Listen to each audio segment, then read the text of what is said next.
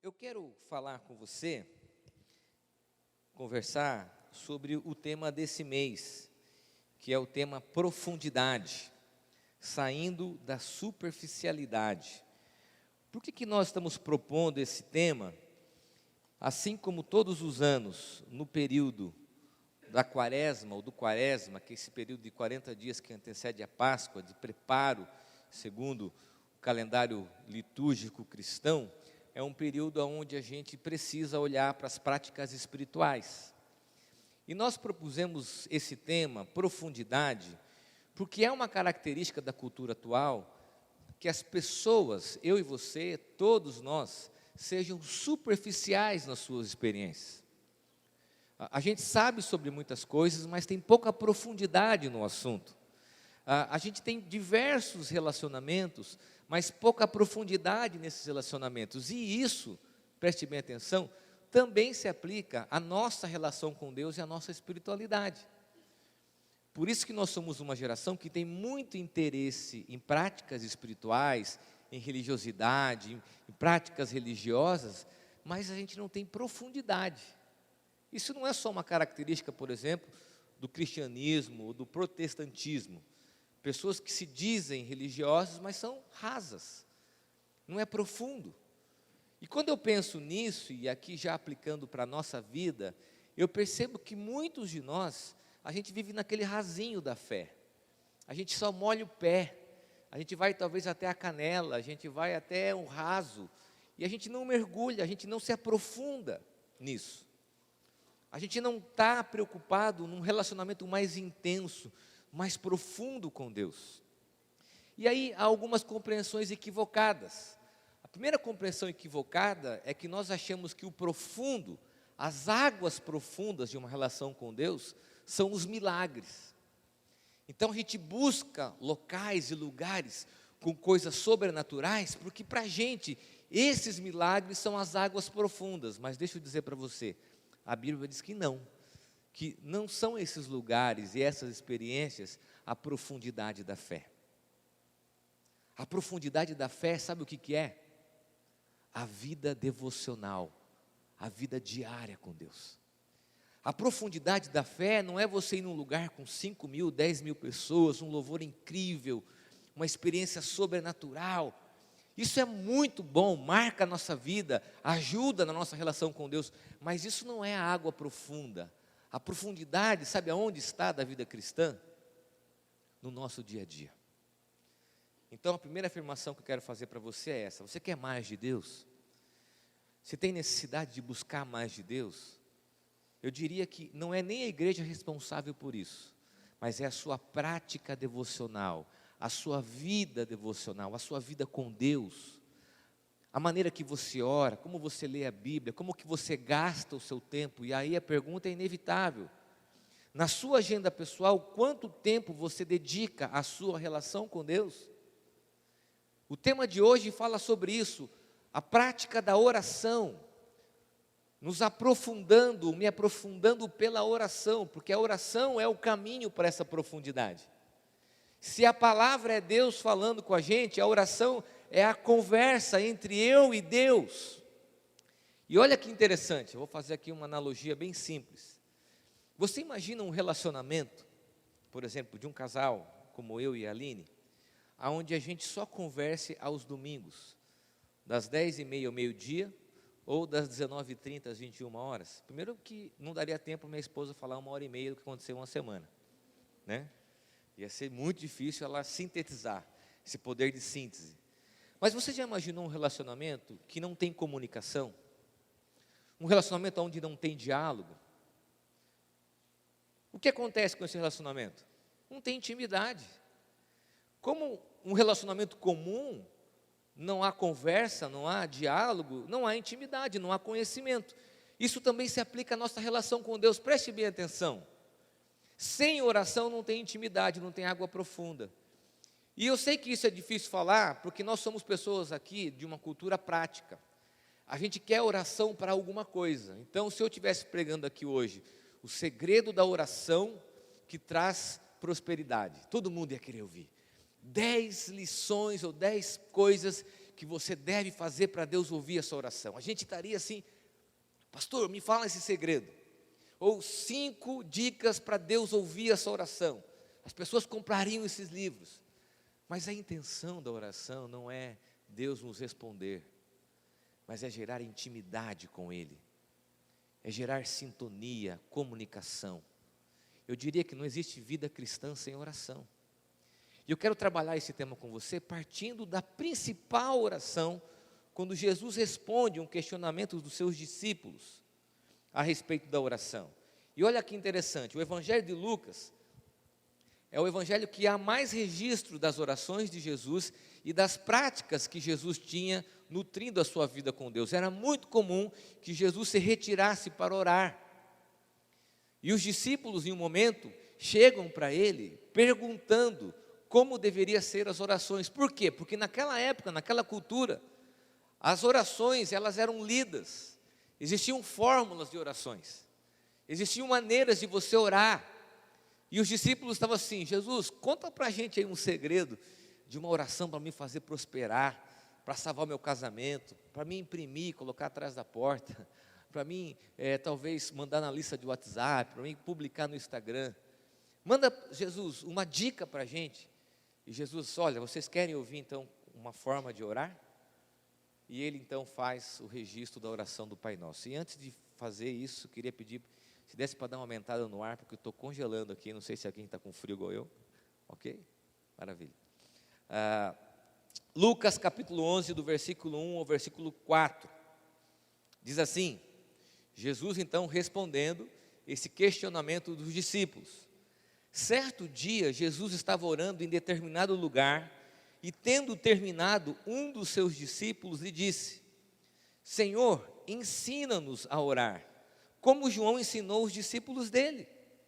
E ele lhes disse, quando vocês orarem, digam, Pai, santificado seja o teu nome, venha o teu reino, dá-nos cada dia o nosso pão cotidiano, perdoa os nossos pecados, pois também perdoamos a todos os que nos devem, e não nos deixe cair em tentação.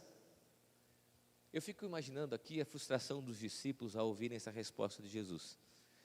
Porque quando eles fazem referência a João Batista tinha como prática do seu grupo religioso orações líderas, responsivas. Eles olhavam para Jesus se retirando e falavam assim, Jesus ele ora. Eles viam que Jesus saía para orar. Então eles achavam que Jesus tinha algum segredo, que Jesus tinha alguma estratégia e que poderia ensiná-los algo que eles não saberiam, uma fórmula mágica. E Jesus não diz isso. Jesus fala de uma oração que tem alguns elementos importantes nessa narrativa. A primeira delas é que a oração, ela é um aprendizado diário. Preste bem atenção, a oração é um aprendizado diário. É uma prática diária. Nós devemos aprender a orar, ter um tempo para orar. E aqui eu quero tocar uma questão da cultura dos dias atuais que é muito complicada. Eu sei que se eu perguntar aqui que você ora, muitas pessoas vão, claro pastor, eu oro no carro, eu oro ouvindo louvor, eu oro no ônibus, oro no metrô, eu oro quando estou fazendo as coisas. Que bom que você faz isso é muito bom.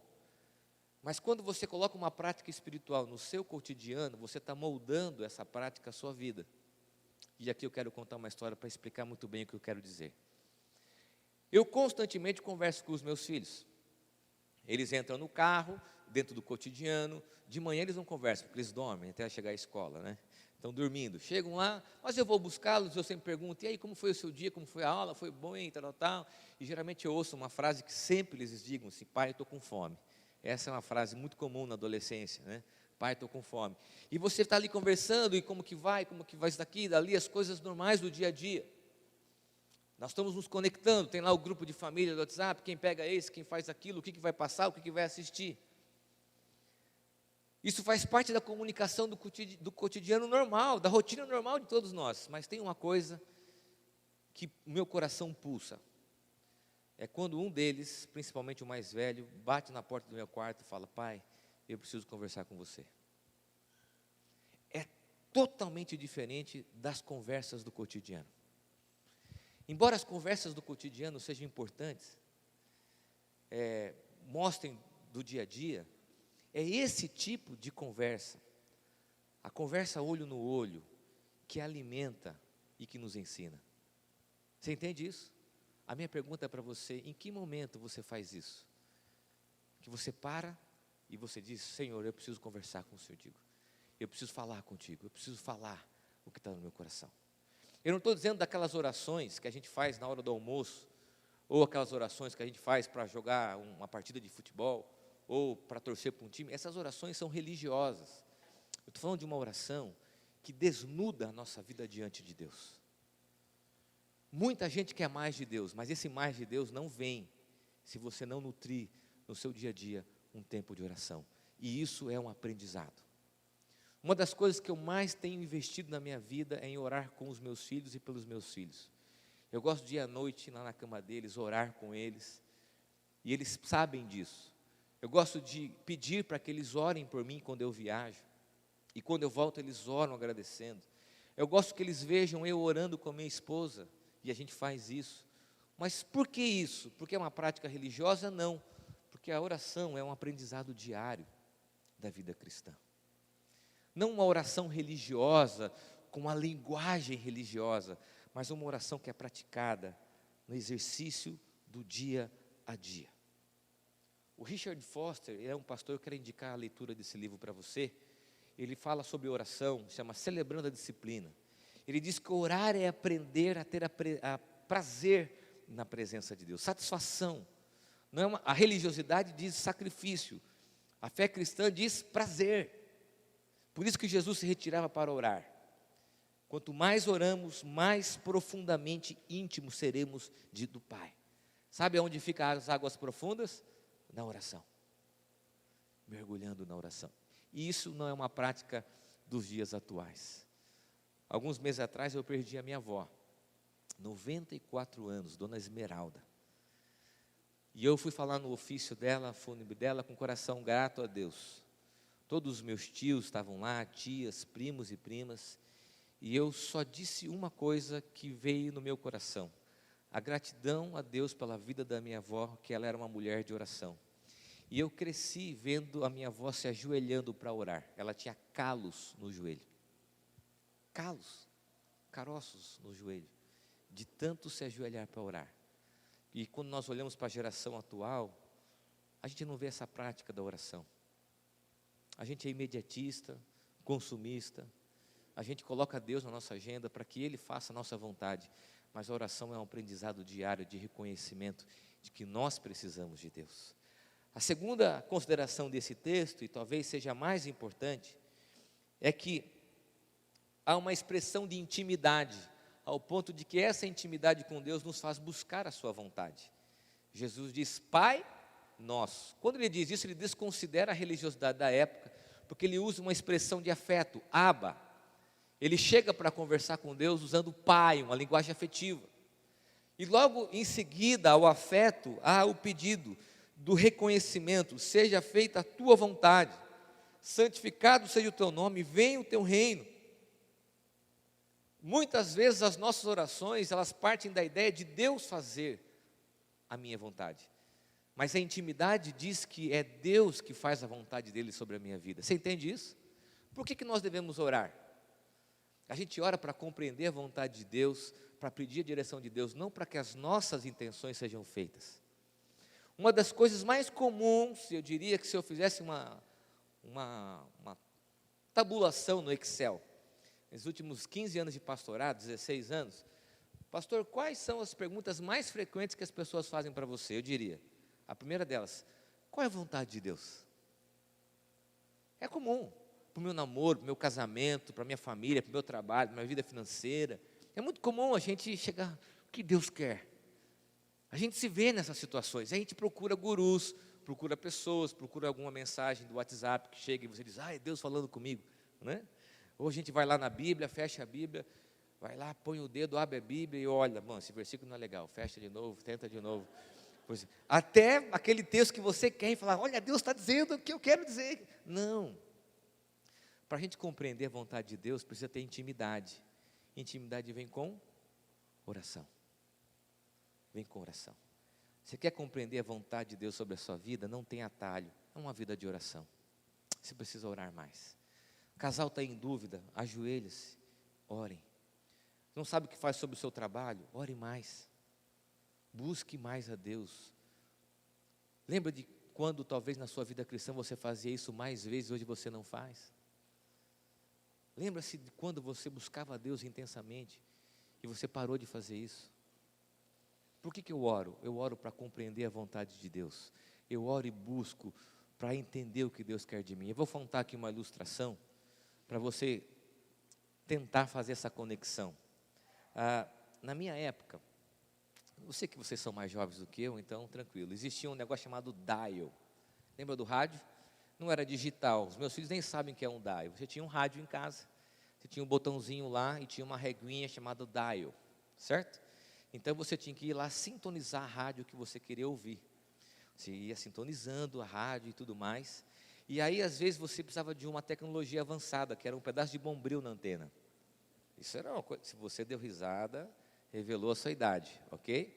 Colocava o bombrilzinho lá na antena, tal, para ajustar o sinal. Não mexe aí, colocava. E aí você colocava a sua fita cassete, play, rec e pause. Ficava esperando tocar a sua música predileta, não era assim? E aí às vezes você gravava, no meio da música vinha a mensagem da rádio, para estragar a gravação, não era? Aquilo acabava com a gravação. Mas você ficava lá, tentando sintonizar, e às vezes não pegava, você gastava um tempinho. Ou alguém passava perto, alguém batia na antena.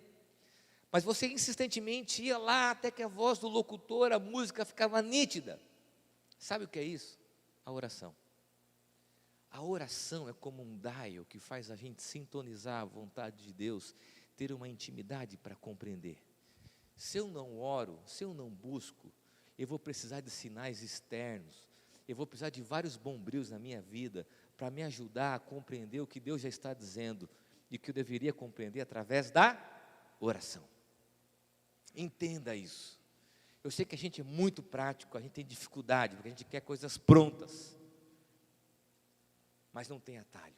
A oração me leva a compreender a vontade de Deus. Você está em dúvida sobre qualquer área da sua vida? Está aqui uma dica bíblica, essencialmente bíblica. Ore. Não sei que decisão tomar. Ore mais, até que a voz fique clara para você. Vou dizer, você está em dúvida? Ore mais, até que a voz, a música, a vontade, a fala de Deus fique nítida para você. Terceira e última consideração tem a ver com a resposta. Quando a gente estuda a oração, existe um comentarista chamado Joaquim Jeremias, um estudioso do Novo Testamento, e ele estuda a estrutura da oração do Pai Nosso. Há uma expressão de intimidade quando usa-se a expressão Pai Nosso, há o reconhecimento da vontade de Deus como intimidade, mas há uma resposta humana à oração. Quando o texto diz, dá-nos cada dia o pão nosso cotidiano, é descansar na providência de Deus, descansar no cuidado de Deus. Mas ele fala aqui sobre perdão. E aqui tem uma coisa muito interessante, porque se você vai lendo o texto e você fala, Senhor, seja feita a tua vontade, assim na terra como no céu. Pão nosso cada dia nos dai hoje, você está feliz, orando. Mas de repente, perdoa os nossos pecados, as nossas falhas, as nossas dívidas, assim como nós perdoamos nossos devedores. Jesus, não era para tirar essa parte? Pular um pouquinho? Deletar essa parte do texto? Não, porque à medida que nós conhecemos a Deus como Pai, à medida que nós reconhecemos a vontade dEle, nós nos colocamos constrangidos a isso, para o exercício do perdão. Por isso que a terceira lição envolve uma atitude, a oração envolve uma resposta. A resposta do perdão e o livramento da tentação. Ele diz, livra-nos do mal, livra-nos de deixar cair em tentação. Há uma resposta humana a essa oração. E aí eu quero compreender o seguinte aspecto, de que nossa oração não é apenas um belo poema ou um clamor humano, mas é uma resposta ao movimento de Deus. Por que eu devo orar? Porque à medida que eu oro, Deus trata do meu coração. À medida que eu oro, Deus trabalha na minha intimidade. À medida que eu oro, as coisas são tratadas na minha mente e as coisas são expostas àquilo que eu devo fazer. Eu costumo dizer, se você tem dificuldade de perdoar, dificuldade talvez de descansar na providência de Deus, ou dificuldade de lidar com tentações, é porque falta oração, porque à medida que a gente ora, Deus vai ministrando ao nosso coração, Deus vai tratando no nosso coração. Há uma frase do Foster, a segunda e última frase que eu vou citar dele, que diz o seguinte: Deus sempre nos encontra onde estamos e lentamente nos conduz às coisas mais profundas. Qual é o caminho disso? A oração. E aí eu quero terminar essa mensagem, nós vamos participar da Santa Ceia, fazendo um convite para você. Não é uma oração poderosa, embora eu creia que Deus pode fazer todas as coisas. Não é uma oração mágica, porque as pessoas gostam de orações mágicas. Não é uma oração que vai dar a você uma dica para que as coisas se abram, mas é uma oração que vai gerar intimidade com Deus. E isso é uma das principais finalidades da fé cristã, da caminhada cristã, conhecer o coração de Deus. Porque eu oro? Eu não oro para que Deus faça a vontade, eu não oro para que Deus faça a minha vontade. Eu oro para que Deus faça a vontade dEle. E à medida que eu oro mais, eu compreendo essa vontade. Você entende isso? Aí eu quero ler com você juntos, nós vamos ler o Pai Nosso. Nós vamos ler o Pai Nosso, embora tenha um erro de digitação, a grande maioria de vocês sabe de cor. Eu quero pedir a sua ajuda. Nós vamos ler a oração do Pai Nosso protestante. Nós, presbiterianos protestantes, lemos o Pai Nosso como está na estrutura bíblica, sem nenhum acréscimo, ok? E diz assim, vamos orar juntos? Vamos orar calmamente? Pai nosso que estás nos céus, santificado seja o teu nome. Venha o teu reino e seja feita a tua vontade, assim na terra como nos céus. O pão nosso de cada dia nos dai hoje. Perdoa as nossas dívidas, assim como nós perdoamos os nossos devedores. E não nos deixe cair em tentação, mas livra-nos do mal, pois teu o reino, o poder e a glória para sempre. Amém. Feche os teus olhos, coloque o seu coração diante de Deus. Queria pedir que o Junão viesse aqui à frente, a Bruna. O Silas também está aqui, para a gente participar da ceia do Senhor. Caio, eu queria que você orasse, dizendo, Senhor, me leva às águas profundas, para compreender a tua vontade. Eu sei que talvez muitas pessoas aqui estão confusas, muitas pessoas estão desorientadas, querem mais de Deus, querem mais intimidade com Ele. Não há outro caminho que não seja oração. E a pergunta que eu te faço é, quanto tempo você tem gasto em oração? Você ora pelos seus filhos sabem disso, veem você orando, você ora na sua casa, você ora junto com o seu marido, com a sua esposa, com o seu companheiro, com a sua companheira. A oração é uma prática da sua vida. Se você não tem isso como prática, eu sinto dizer a você, mas você está no raso. Você precisa ir para águas mais profundas, e à medida que nós nos aprofundamos nessas águas, Deus trabalha no nosso caráter e no nosso coração. À medida que nós nos aprofundamos, Deus vai trabalhar a nossa personalidade, os nossos valores. À medida que nós nos aprofundamos, Deus trata de nós. E aquelas situações que a gente vê como situações que não podem ser mudadas, aquele perdão impensável, aquela restauração que você acredita que não mais vai acontecer, talvez a oração seja o caminho. A oração seja o caminho. Situações que você olha e você não imagine que possam mudar, talvez a oração seja esse caminho, e o reconhecimento da vontade dEle. Pai, nós reconhecemos a Tua vontade, nós reconhecemos que o Senhor é o nosso Pai, Pai nosso, Pai de cada um que está aqui. Reconhecemos a Tua soberana vontade e nos descansamos e nos colocamos debaixo dela, dizendo, Senhor, seja feita a Tua vontade. Ainda que essa vontade doa, ainda que essa vontade seja contra os nossos desejos, nós dizemos, seja feita a tua vontade. Ó Senhor, nós também queremos responder a isso.